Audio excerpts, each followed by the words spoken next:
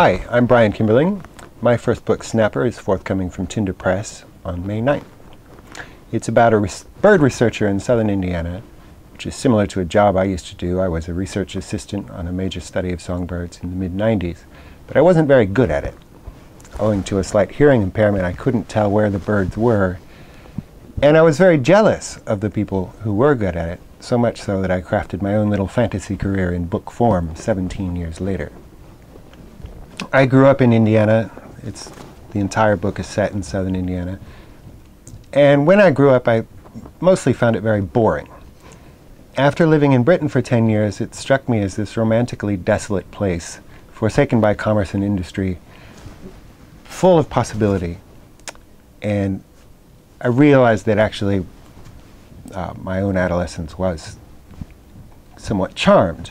The Indiana that appears in Snapper doesn't really exist anymore, but I wanted to set it down on paper before anyone else did. Some friends and I used to build fires on train tracks late at night, and you wouldn't really do that in England.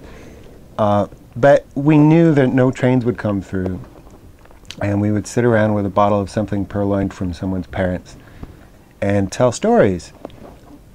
As I said, when I was growing up, I just thought it was very boring, but looking back, that was quite a good adolescence to have. And that does appear in the book. I did go to jail. I mean, much the manner described in the book, the narrator, Nathan Lochmueller, goes to jail. But I wouldn't say it's autobiographical. It's more like a strange dream I had than something that actually happened to me.